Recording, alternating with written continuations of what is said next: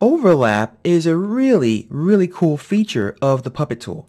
Now, as you can see here, Hannibal is a flat 2D image. It has no depth. But when we create a puppet out of it, we can tell parts of the mesh to actually be in front of or behind other parts of it. So I'm going to start from scratch and grab my Puppet tool and quickly add some pins here.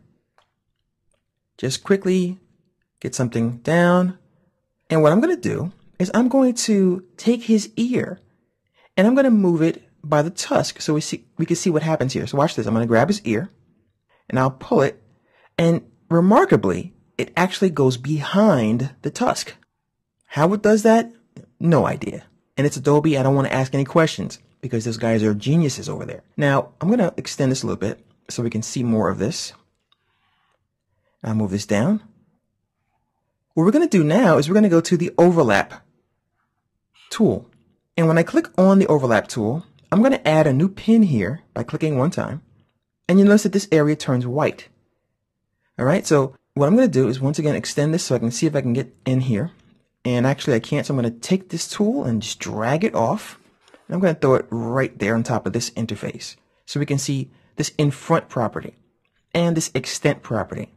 Now in front says how far in front or behind the mesh that you have the pin in is from other parts of the mesh. And the extent is how much of that you're going to be moving around. So do you want this much of the mesh to go in front of the tusk, or do you just want the ear?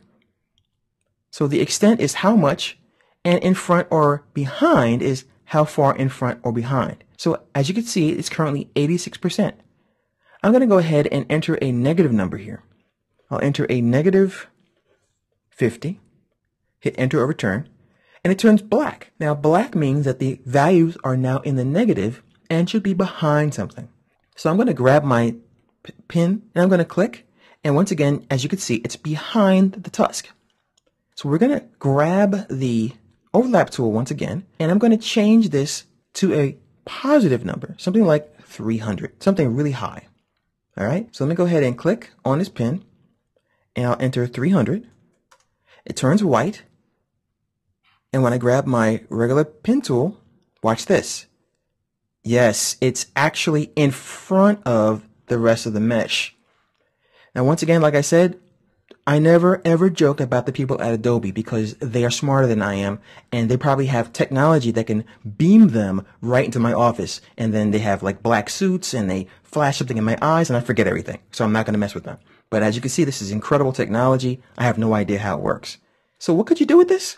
Well, a character can put his hands behind his back. A character can reach behind his back to pull out a gift for someone. You know, you can do all kinds of great things just by using the overlap tool and changing the values from a positive number to a negative number, and then determining how much of that mesh is going to follow along for the ride by going in front or behind other portions of the mesh.